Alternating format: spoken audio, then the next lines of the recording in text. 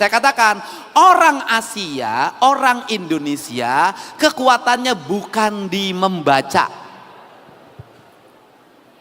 Orang Barat, kekuatannya di membaca.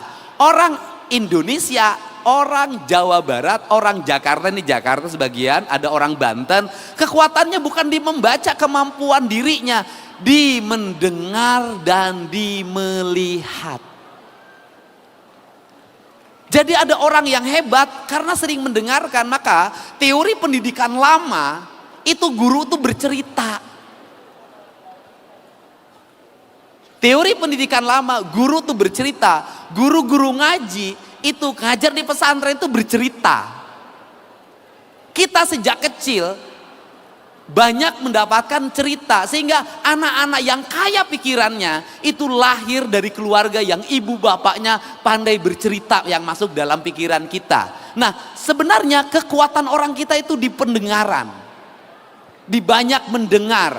Makanya kita ini perlu menjadi orang yang banyak mendengar. Yang kedua, melihat apa yang dilihat. Nah, kemudian setelah didengar dan dilihat, kemudian apa yang dirasakan. Sehingga otodidak yang lahir menjadi karya kreatif hari ini, itu lahir dari kebiasaan mendengar dan melihat. Dan itu keunggulannya. Sehingga di kita ini banyak ahli elektronik yang tidak sekolah. Dia hanya kebiasaan mendengar dan melihat apa yang dilihat dalam lingkungannya. Dia ahli otomotif, itu berdasarkan pendengaran dan penglihatannya. Dia menjadi ahli bangunan, pendengaran perlihatannya. Dia menjadi ahli mekanikal, pendengaran dan penglihatannya. Dia menjadi ahli bisnis, mengelola perusahaan di berbagai tempat, tidak sekolah SD, tidak tamat, banyak yang itu.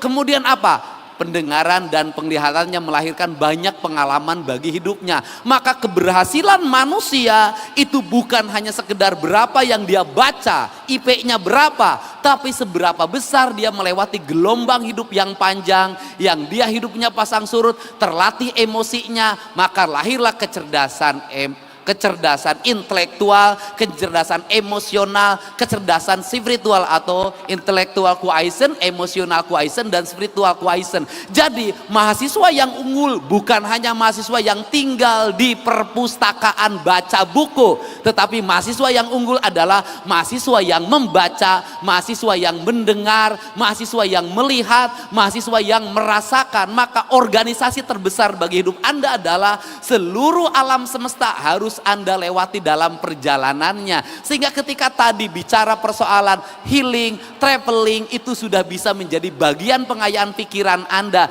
Bisa healing gratis, bisa traveling gratis. Dengan cara apa? Penghayatan hidup didapat dari pengalaman hidup. Jadi kalau ingin sukses, perbanyaklah pengalaman.